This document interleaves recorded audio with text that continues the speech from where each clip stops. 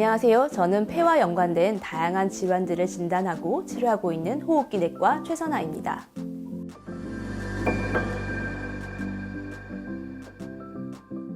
만성 폐쇄성 폐질환은 담배를 피우거나 직업적인 유해가스의 노출, 실내외 공기오염, 폐 감염 등에 의해서 발생하는 기관지와 폐 실질의 만성 염증으로 인해서 발생하는 병입니다. 만성 염증으로 인해서 기관지는 좁아지게 되고 폐 실질이 파괴되어서 폐 기종이 생기게 됩니다. 또한 기도가 좁아져서 숨을 쉴 때, 특히 숨을 내쉴 때 공기의 이동이 잘 이루어지지 않게 되어서 숨이 차게 됩니다.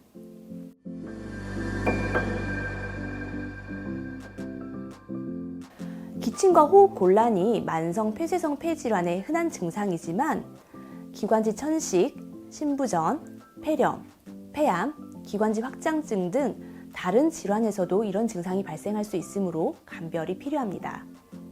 만성 폐쇄성 폐질환의 증상은 만성적이고 점차 심해지는 호흡 곤란, 특히 운동을 하면 심해지는 호흡 곤란과 지속적 또는 간헐적으로 발생하는 잘 낫지 않고 오래가는 기침, 그리고 계속되는 가래 등입니다. 이러한 증상이 담배를 피우고 있거나 피웠던 분, 또는 직장에서 해로운 먼지나 화학물질에 노출되었던 분, 취사나 난방을 위한 유해 연기에 반복적으로 노출되었던 분에게서 발생을 하면 만성 폐쇄성 폐질환을 의심해 봐야 합니다. 위의 경우에 해당하시는 분은 폐 기능 검사를 받아서 만성 폐쇄성 폐질환이 있는지 여부를 확인하는 것이 필수적입니다.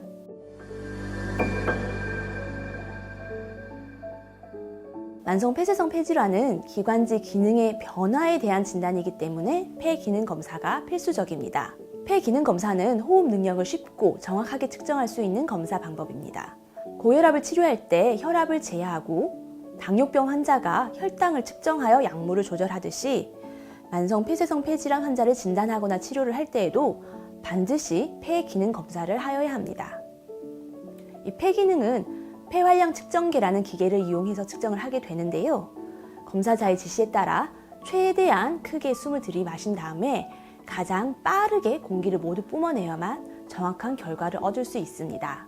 폐활량 측정계를 이용하여서 최대한 내쉴 수 있는 공기의 양과 공기를 빨리 불어내는 능력을 측정할 수 있는데 이 만성 폐쇄성 폐질환 환자는 숨쉬는 길인 기도가 좁아져 있기 때문에 주로 공기를 빨리 불어내는 능력이 떨어져 있습니다.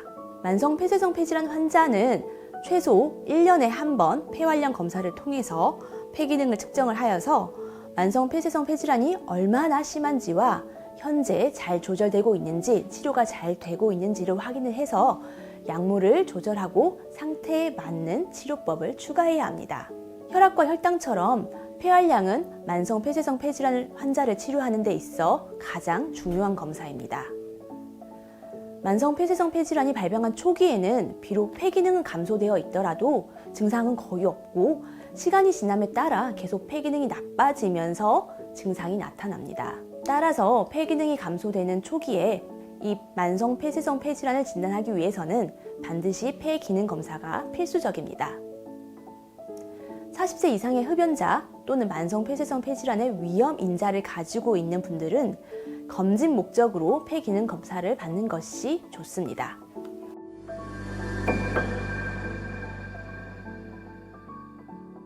만성 폐쇄성 폐질환은 특징적으로 갑자기 증상이 악화돼서 심각한 결과를 초래하는 경우가 많고 악성 종양, 심장 질환 등 매우 중한 동반 질환이 잘 발생합니다.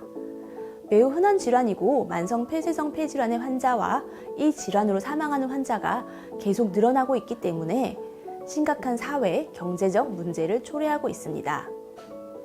예전에 기침을 심하게 하면서 가래를 많이 뱉고 호흡 곤란을 느끼는 노인분들을 흔히 일컬어 우리가 말하던 해소천식을 연상하면 이해하기 쉬울 것입니다.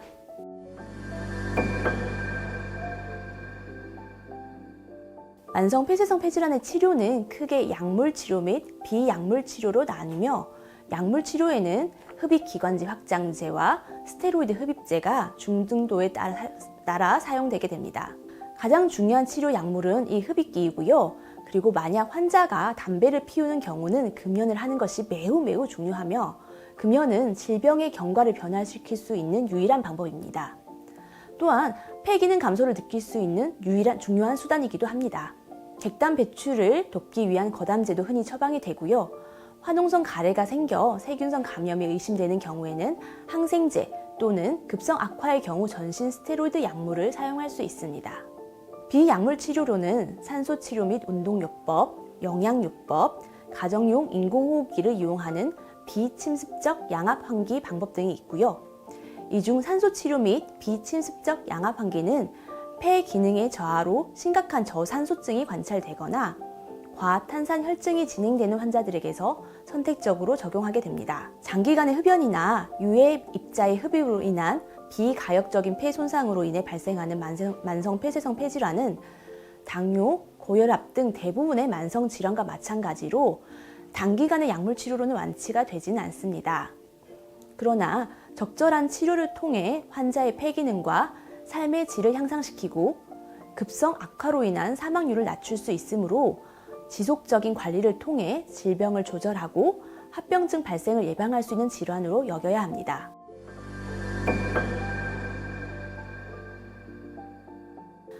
만성 폐쇄성 폐질환은 고혈압, 당뇨병과 같이 만성적인 질환으로 평생 치료를 하여야 합니다. 그렇기 때문에 정기적으로 병원을 방문해서 적절한 치료를 하는 것이 중요합니다. 기침, 가래와 같은 호흡기 증상이 심하지 않고 숨이 많이 차지 않으면 가까운 개인 병원에 다니면서 적어도 1년에 한 번 이상 폐활량을 측정을 하고 약을 조절하면서 치료를 하시면 됩니다. 그러나 개인 병원에서 치료를 해도 증상이 심해지거나 중증 호흡 곤란으로 산소 치료가 필요한 경우에는 종합병원 호흡기 전문의사의 상담과 치료가 필요합니다. 기침과 가래가 평소보다 늘어나면서 호흡 곤란이 심해지는 것을 급성 악화라고 하는데 이런 일이 여러 차례 반복될 경우에 전문의의 치료가 필요합니다.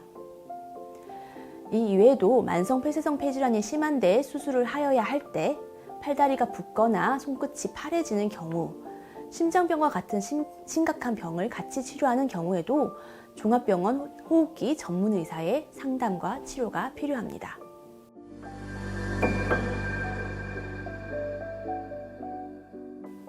금연은 만성 폐쇄성 폐질환의 경과를 변화시킬 수 있으며 만성 폐쇄성 폐질환의 심한 정도와 관계없이 폐 기능 감소를 늦출 수 있는 가장 간단하지만 가장 효과적인 방법입니다. 해당 그림에서 보듯이 담배를 계속 피우는 만성 폐쇄성 폐질환 환자는 그렇지 않은 환자에 비해서 폐 기능이 더 빨리 나빠집니다. 또한 담배를 계속 피우는 만성 폐쇄성 폐질환 환자는 급성 악화가 자주 발생하게 되고요. 입원 위험과 사망률이 상대적으로 높아지게 됩니다. 만성 폐쇄성 폐질환 환자들에게서 담배를 계속 피우는 경우 그렇지 않은 환자들에 비해서 폐암이나 다른 악성 종양의 발생할 확률도 상대적으로 상승하게 됩니다. 따라서 만성 폐쇄성 폐질환으로 진단받은 환자분들은 담배를 꼭 끊으셔야 합니다.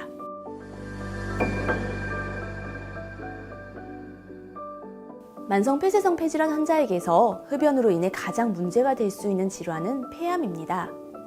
흡연과 폐암과의 인과관계는 너무나 명확한데요. 폐암 환자 중 남자의 90%, 여자의 80%가 흡연 혹은 간접 흡연으로 인한 것으로 추정되고 있습니다.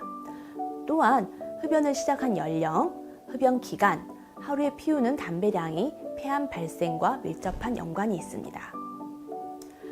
흡연을 처음 시작한 나이가 젊을수록 폐암 발생 위험도가 증가하게 되고요.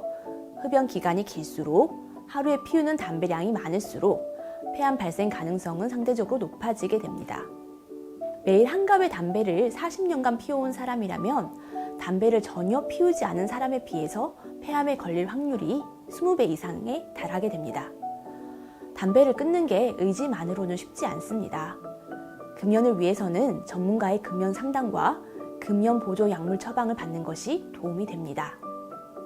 금연 상담과 금연 보조 약물을 같이 사용하는 경우가 일반적인 방법보다 장기 금연 성공률이 5배 이상 높아질 수 있습니다.